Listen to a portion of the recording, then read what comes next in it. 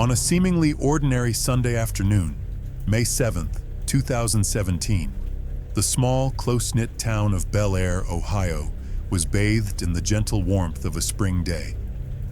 Life here moved at its own unhurried pace, dictated by the turning of the seasons and the shifts at the local coal mines. It was a place where everyone knew their neighbors, and the tranquility of a weekend was a cherished commodity. For David Kinney, his wife Sherry, and their young daughter, it was just such a day, calm, predictable, and comfortable. They had decided to make a quick trip to visit a dear friend, Brad McGarry, for a task as simple and mundane as any other, returning a weed trimmer he had lent them. As they drove through the familiar streets, the mood in the car was light. But as they pulled into Brad's driveway, the first subtle note of discord pierced the afternoon's peace. Brad's car was parked outside, a clear sign he should be home. Yet the house itself possessed an unusual stillness. David walked up the front steps and knocked, the sound echoing slightly in the quiet air. He waited. He knocked again, this time a little louder, calling out his friend's name. The only reply was the rustle of leaves in the breeze. A faint unease, like a cold shadow, began to creep over the family. Something didn't feel right. Sherry, sensing David's growing concern, suggested they check the back. The family made their way around the side of the house, their footsteps soft on the grass. It was there they found the service door, leading from the outside into the home's utility area, slightly opened. It was an invitation that felt more like a warning. The nagging sense of worry that had been a whisper was now a loud, insistent voice in their minds. David pushed the door open and stepped inside, calling Brad's name again, his voice now laced with an urgency that wasn't there before. The interior of the house was a chaotic tableau. Furniture was askew, drawers were pulled open, and objects were strewn across the floor, clear and violent signs that something had gone terribly, terribly wrong. Sherry followed, her heart pounding in her chest as she took in the disarray. "Brad?" she called out, her voice trembling. The response was an eerie, suffocating silence that seemed to absorb all sound. While Sherry began a frantic search of the upstairs rooms, David, guided by a chilling premonition, made his way towards the basement door. He descended the stairs, each step taking him deeper into the heart of the quiet, disturbed house. What he was about to find there, in the dimly lit space below, was a sight of such horror that it would not only shatter the tranquility of that Sunday afternoon, but would irrevocably alter the course of their lives forever. To understand the tragic events of that day, we must first understand the lives that converged in that small Ohio town. David Kinney was, by all accounts, a man who led a conventional life. When he turned 21, his mother, brimming with pride, threw him a large party to celebrate his passage into adulthood. It was a lively gathering of friends and family, and among the guests was Sherry, a striking single mother who had come with her young sons. From across the room, David was immediately captivated. There was an instant, magnetic connection, a feeling so profound that it felt like destiny.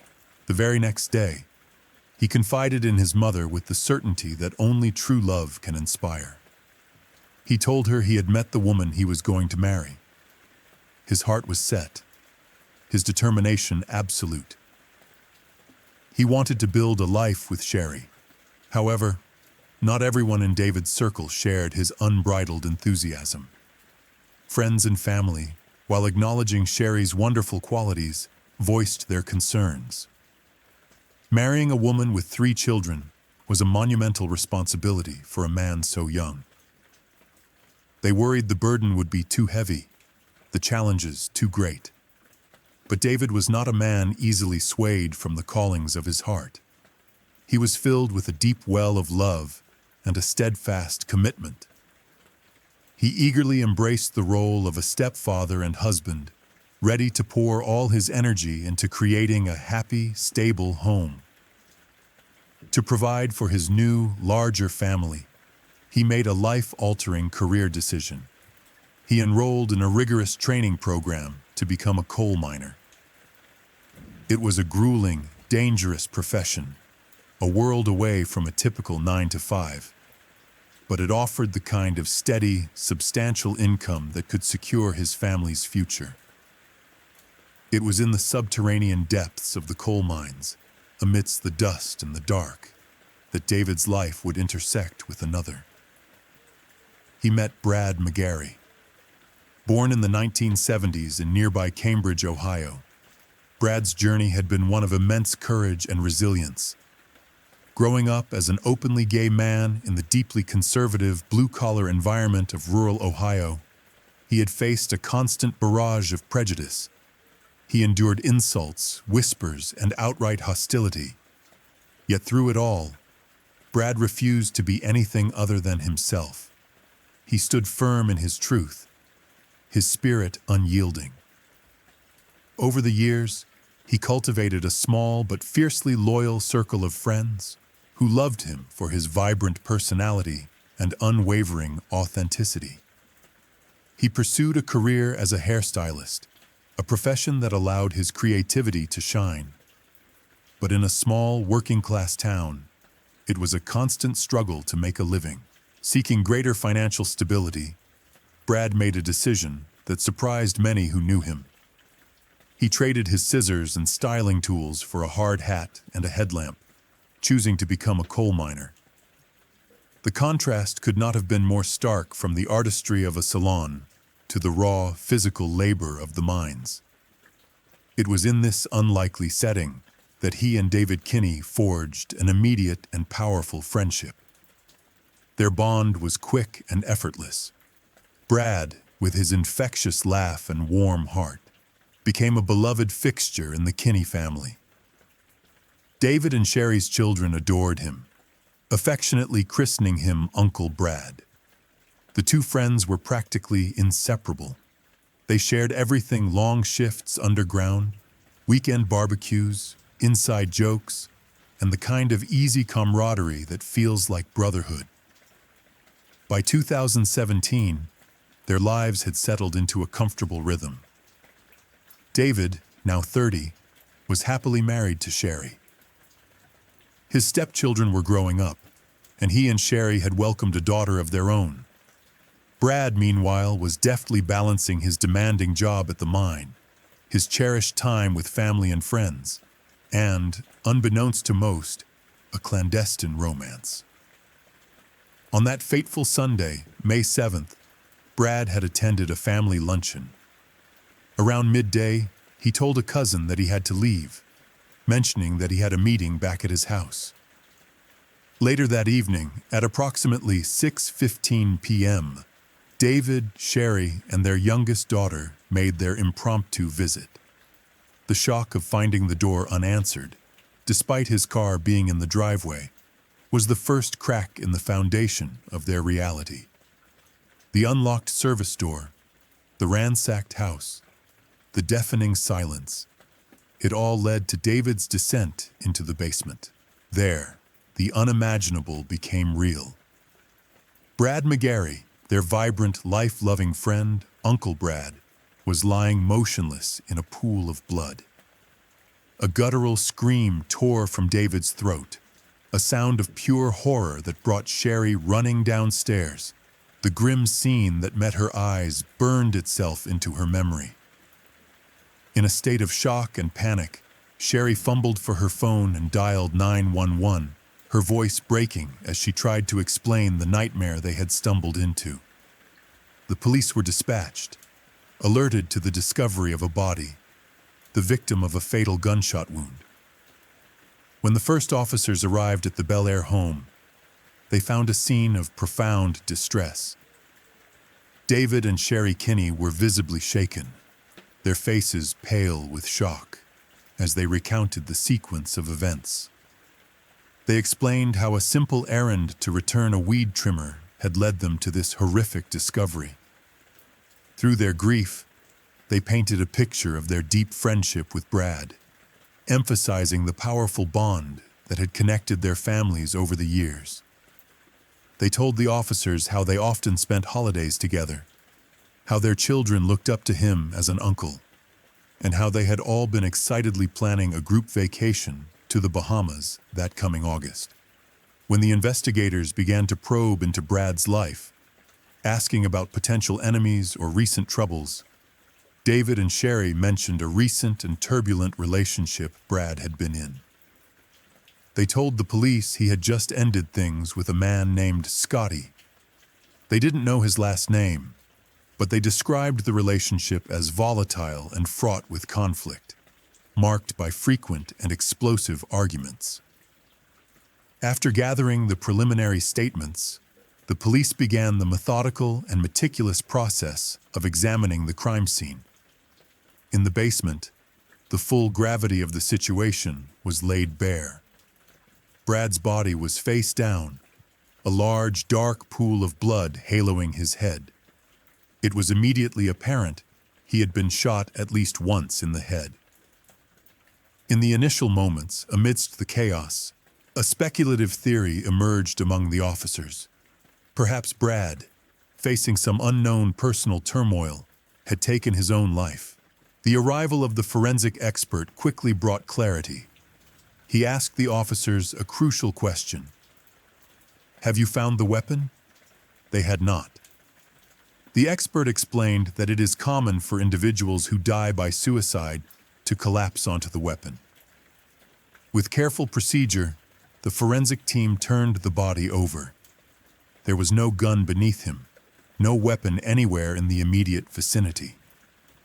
The initial theory of suicide was instantly and definitively dispelled. This was not a tragedy of self-harm. This was a homicide. As detectives moved through the rest of the house, they tried to decipher the story the crime scene was telling. The ransacked state of the home initially pointed towards a robbery. The kitchen was in disarray, drawers hanging open. The living room was similarly chaotic. It seemed plausible that an intruder had broken in, been surprised by Brad, and things had turned violent. But as the investigators looked closer, this theory began to unravel. Despite the mess, no valuable items appeared to have been stolen. Brad was an avid collector of rustic art, and his home was filled with valuable pieces, all of which remained untouched. The television was still in its place, and strangely, there was even cash scattered on the floor, ignored by the supposed thief. The scene felt wrong. It was too performative, too theatrical. The detectives began to suspect that the robbery was not real, but a deliberate and calculated staging designed to mislead them, to point them down a false path while the real killer vanished into the night. With the robbery theory looking increasingly unlikely, the investigation pivoted. Given that Brad was an openly gay man working in the hyper-masculine world of a coal mine, detectives had to consider the grim possibility of a hate crime. Had he provoked the ire of a more conservative, homophobic co-worker? They began interviewing his colleagues, bracing for stories of tension or conflict. To their surprise, they found the exact opposite. Person after person described Brad with respect and admiration. He was a hard worker, a good man, and a valued friend. This line of inquiry, too, led to a dead end. Detectives cast their net wider, interviewing Brad's friends and extended family, hoping to build a timeline of his final hours. The name Scotty resurfaced. Brad's close friend, Wendy, confirmed what David and Sherry had said. The relationship with Scotty had been toxic. Wendy told police she had been vehemently against it, explaining that Brad had become deeply entangled with Scotty, and things had grown increasingly strange and unhealthy. This was their strongest lead. Investigators tracked down Scotty's full name and address and immediately went to his home for questioning. When they arrived, however, they were met by Scotty's mother, who delivered a piece of information that stopped them in their tracks. Scotty couldn't possibly be the killer. He had been incarcerated for the past 3 months for a probation violation. While this alibi ruled out Scotty as the gunman, the detectives didn't discard him entirely. They considered the possibility of a murder-for-hire plot, theorizing that Scotty might have orchestrated the crime from behind bars, using an accomplice on the outside. They visited him in jail, both to inform him of Brad's death and to carefully observe his reaction. Scotty appeared genuinely devastated by the news. His shock and grief felt authentic, and by the end of the interview, the detectives were almost certain he had no involvement. The investigation was stalling. Desperate for a break, detectives decided to canvass the neighborhood, searching for any home security cameras that might have captured something, anything, near Brad's house on the day of the murder. Their luck changed. A neighbor's camera, positioned with a clear view of the street, had been recording. This footage could hold the key, revealing the identity of every person who had come and gone from Brad's home. As one team began the painstaking task of reviewing hours of video, others continued the interviews. 2 days after Brad's body was found, the case broke wide open. Detectives were interviewing one of Brad's cousins, and her testimony would pivot the entire investigation in a shocking new direction. She confirmed that Brad had left the family lunch that Sunday, sometime between 1:30 and 2 p.m., but she revealed a crucial detail he had mentioned before leaving. A man named DJ was supposed to come over to his house. She recalled Brad making a playful, joking comment about taking a nap with his guest, a clear insinuation of a romantic rendezvous.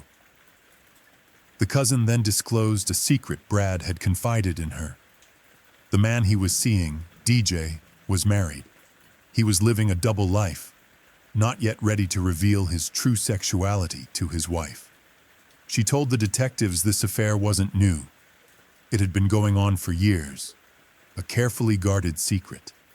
Under the weight of the investigation and the lead investigator's persistent questioning, the cousin, though reluctant, finally revealed the true identity of Brad's secret lover. She dropped a name that sent a shockwave through the room. The officer was stunned. DJ, she said, was David Kinney, the man who had found the body, the grieving best friend who had been with his wife and child.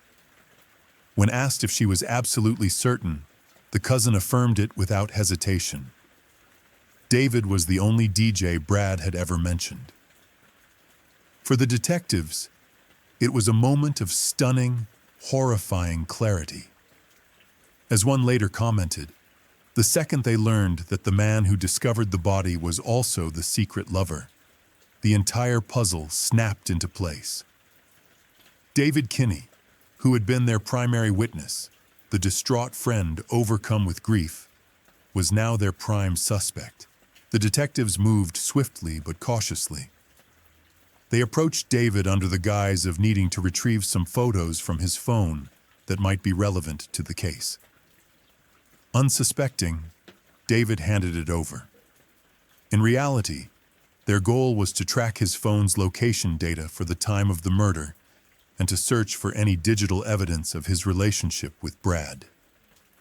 The data was damning.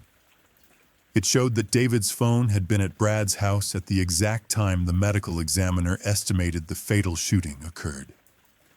While David had meticulously deleted incriminating messages, a deep forensic analysis managed to recover fragments of texts between him and Brad, confirming their long-term sexual relationship. Meanwhile, the team reviewing the neighbor's surveillance footage struck gold. The video showed David's vehicle arriving at Brad's house shortly before the estimated time of death. But there was a crucial detail. He wasn't driving his own truck. He had arrived in his wife Sherry's car, a subtle but significant act of concealment. The footage documented his entire visit, showing him leaving approximately 40 minutes later. Then, hours later, the camera captured him returning, this time in his own truck, with Sherry and his daughter in tow, playing out the elaborate charade of returning a weed trimmer. The evidence was overwhelming and undeniable.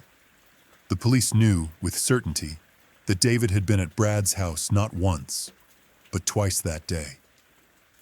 It was time for a confrontation. When detectives sat David down in the interrogation room and laid out the mountain of evidence against him, the phone data, the recovered texts, the surveillance video, his facade of the grieving friend crumbled. He admitted to being at the house, but his story became a tangled web of lies. Over the course of a lengthy and intense interrogation, he offered up to 7 or 8 different contradictory versions of what had happened. At one point, he concocted a story about a mysterious third man who had been at Brad's house. David claimed this unknown individual got into a heated argument with Brad and ultimately shot him. He insisted that this phantom killer had threatened him, forcing him into silence before letting him leave. The detectives were unimpressed, making it clear they didn't believe a word of it. Under pressure, David changed his story again. He finally confessed to the affair with Brad, but tried to downplay its significance, claiming it had only been going on for a few months, not years. He alleged that on that afternoon, he had tried to end the romantic relationship, and Brad had become enraged. According to this new version, Brad had produced a gun, waving it in David's face. In a state of terror, David claimed, he had wrestled the gun away from Brad during a physical struggle and, in a moment of panic, shot him in the forehead. He told the investigators he had acted in self-defense. He then admitted to firing a second shot at Brad as he lay on the ground. But this story too was a lie, one that basic physics and forensic science would dismantle. The detectives immediately pointed out the inconsistencies. The autopsy report was unequivocal. Brad had been shot twice, both times in the back of the head. This was not the result of a face-to-face struggle. It was an execution. One shot entered the upper part of his head, and the second entered the lower part of his skull, suggesting the shooter was standing over him. When they asked what he did with the murder weapon, David claimed he had thrown it away while fleeing the scene. In the days that followed, law enforcement conducted extensive searches of the surrounding area, but the gun was never recovered. Despite the missing weapon, the investigators were confident. They had their man. Before taking David to jail, they allowed him a monitored conversation with his wife, Sherry. The exchange was heartbreaking. David, his voice heavy with a hollow regret, confessed the affair to Sherry. "I can't undo what's been done," he told her, repeating the self-defense story he had given the police. Sherry, reeling from the dual shock of his infidelity and the horrific crime he had committed, was left speechless. Through her tears, she asked if he was mocking her with such an unbelievable explanation. "I can't even look at you," she whispered, her world collapsing around her. For the police, this conversation confirmed that Sherry had been completely unaware of her husband's secret life and the violent act that had ended it. On May 9th, just 2 days after he had discovered the body, David Kinney was arrested and charged with first-degree murder. The investigators' working theory was clear. Brad, tired of being a secret, had likely threatened to reveal their affair to Sherry. For David, the risk of losing his carefully constructed family life, his reputation as a loving husband and father, was too great. He decided that his friend, his lover, had to die. In mid-May 2017, David appeared in court for a marathon preliminary hearing. He stood with his gaze fixed on the floor as prosecutors methodically laid out the inconsistencies in his story and investigating officers testified against him. The police described how David had appeared so convincingly distraught at the crime scene, even suffering from physical symptoms of distress, like shortness of breath and vomiting. They presented his initial written statement, where he cast himself as the innocent friend who stumbled upon a tragedy. Then, they presented his final, damning confession, a claim of self-defense that was utterly contradicted by the evidence. The autopsy results were the cornerstone of the prosecution's case, completely dismantling the self-defense narrative. David's attorney, however, argued that his client was not a threat to society and that the tragic events were the result of unique, volatile circumstances. He contended that if a crime had been committed, it was manslaughter, not premeditated murder. After reviewing the evidence, the judge found probable cause to send the case to trial and set bail at an astronomical $1 million. Weeks later, David's defense attorney filed a motion to reduce the bail, arguing that the amount was impossible for the family to pay. During the hearing, numerous friends and family members testified to David's good character. His wife, Sherry, spoke of him as a loving and supportive husband and father. When questioned by the judge, she stated that her husband had not acted strangely on the day of the murder. She recounted their arrival at Brad's house, the discovery of the open door, and the moment David shouted for her to call 911, all without any indication that he was anything but an innocent bystander. The judge was unmoved. He denied the request to reduce bail, citing one particularly chilling fact. David Kinney had knowingly taken his wife and young daughter to a house where he knew a dead body was lying in the basement, all under a false pretense. He had blatantly and cruelly lied to the people he claimed to love most. David's trial lasted a week. The prosecution presented its ironclad case. The neighbor's surveillance video, the police body cam footage capturing his initial deception, and the damning location data from his phone. One of the most intriguing pieces of testimony came from a forensic expert discussing DNA evidence. The expert revealed that a used condom found at the scene contained Brad's DNA on the outside and the DNA of an unknown male on the inside. Crucially, there was no trace of David's DNA on it. This was a controversial point the defense seized upon, but it was not enough to create reasonable doubt. The prosecution's theory remained firm.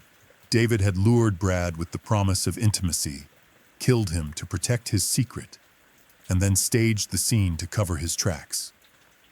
They argued that the 2 bullets to the back of Brad's head were not an act of fear, but of cold-blooded execution. After the closing arguments, the jury deliberated for 4 hours. The tension in the courtroom was palpable when the jury filed back in. As the judge read the unanimous verdict, gasps and sobs echoed through the room. David Kinney was found guilty of the aggravated murder of Brad McGarry. Before his sentence was passed down, David was given the chance to speak.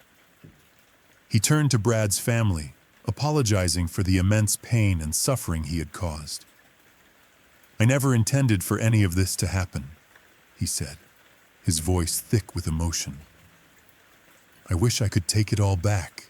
But the judge saw no genuine remorse, only a calculated performance. He recounted the litany of lies David had told. This was not a crime of passion, the judge declared, but a cold and calculated execution, followed by an elaborate cover-up. He concluded that David had premeditated the murder, luring his best friend to his death to preserve his own double life. The prosecutor urged the judge to impose the harshest possible sentence, life without the possibility of parole. Brad had lost his life, and his family would live with that loss forever. David's capacity for such profound betrayal and violence, the judge reasoned, made him a permanent threat. "If you are capable of ending the life of someone who loved you and was your best friend," the judge stated, It raises concerns about what you might do to someone who opposed you. In February 2018, David Kinney was sentenced to life in prison without the possibility of parole, with an additional 3 years for using a firearm in the commission of the crime. The case was a profound tragedy, one that police believed could have been entirely avoided. It was born not just of violence, but of the immense pressure David felt to conceal his true identity. As of 2023, David remains incarcerated in Ohio, his repeated appeals for the possibility of parole consistently denied. He will never return to the coal mines, a world he shared with his best friend. But tragically, neither will Brad. 2 lives, intertwined by a secret friendship and a forbidden love, were ultimately and irreversibly destroyed by one man's devastating actions. Well, that concludes today's video. I truly hope this gave you valuable insight into some of the most overlooked cases throughout the years. If you found this helpful, please consider liking, subscribing, and turning on notifications to stay updated. Thanks again for your time and support. There's more on the way, so stay tuned.